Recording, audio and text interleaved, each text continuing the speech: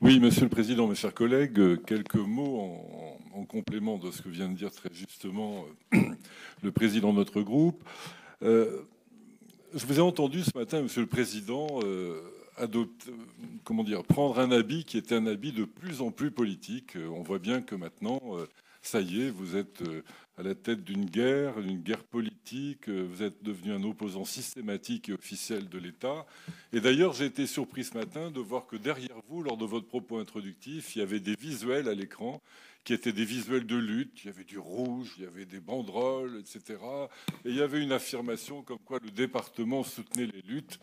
Je me suis demandé où on était. Bon, enfin, après, j'ai compris que non, on n'était pas dans une manifestation, on était dans un débat du conseil départemental. Ceci étant dit, on voit bien que vous vous préparez aux échéances à venir, aux municipales. On voit bien aussi que, malgré tout, vous avez de la peine à cacher les orientations très politiques que vous prenez. Alors, Jean-Marie Darmian nous a distillé tout à l'heure une espèce de brouillard technique pour expliquer un peu comment on avait réussi à se mettre dans cette posture incroyable vis-à-vis du pacte de Cahors. Mais je crois qu'il faudrait redire, à l'appui de ce que disait tout à l'heure Jacques Breillat, il faudrait redire la réalité très simple qu'on constate aujourd'hui. Cette réalité très simple, c'est que vous êtes pris en flagrant délit de, finalement, dogmatisme.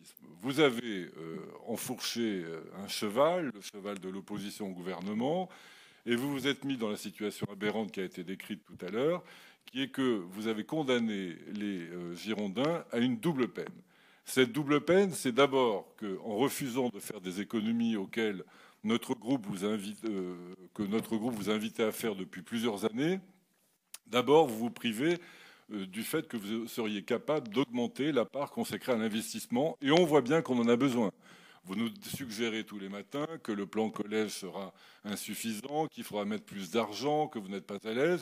Eh bien, vous auriez eu une occasion, en faisant quelques efforts d'économie, notamment sur par exemple, des pistes qui vous avaient été données par la Cour des comptes, vous auriez eu la capacité à redonner plus d'argent pour l'investissement qui aurait été bien utile.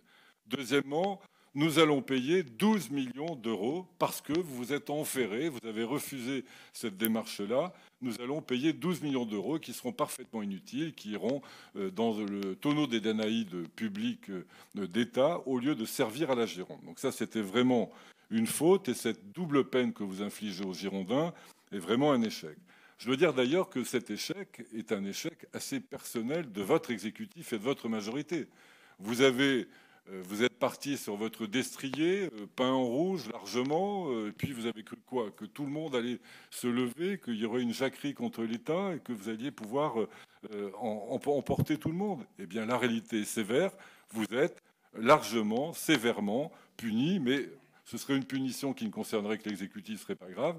Malheureusement, les Girondins, vous l'avez dit tout à l'heure, sont privés de ce volant d'investissement. Et puis on devine bien aussi que maintenant, on va manger ça à tous les repas, que vous allez en faire un outil de communication et que ces 12 millions contre lesquels vous élevez dans les journaux, vous allez nous les resservir pour tous vos manquements. Et on va en bouffer, si je puis dire. Mais quand même, ne croyez pas, Monsieur le Président, que nous soyons dupes à ce point de ce qui va se passer et de votre méthode. Dans cette affaire, vous avez été en situation de grave échec et vous avez, comment dire, présumé de vos forces et pénalisé lourdement les Girondins. Donc ce n'est pas parce que vous allez proférer un certain nombre de choses plus ou moins vraies contre ce gouvernement que pour autant vous allez nous faire croire prendre des vesties pour des lanternes. C'est bien vous qui êtes en échec, c'est bien votre situation qui l'est, votre gestion qui ne veut pas bouger de ses certitudes et qui cherche ailleurs des explications aux insuffisances que vous avez. Je voudrais aussi dire que je dois dire qu'à titre personnel, en tant que maire, moi je fais partie des 16 maires en France qui ont fait le choix de la contractualisation. Le choix volontaire, j'y étais pas contraint. Mais je l'ai fait pourquoi? Parce qu'en me mettant cette contrainte-là, eh bien je crois que je sers les habitants, je fais des efforts de gestion, c'est pas simple, mais c'est autant d'argent que je remets dans l'investissement communal. Eh bien cette démarche qu'on vous conseille de faire ici au département, certains la font sur le terrain. Eh bien, je crois que notre attitude est responsable et vous auriez été bien inspiré de vous en inspirer précisément. Je vous remercie.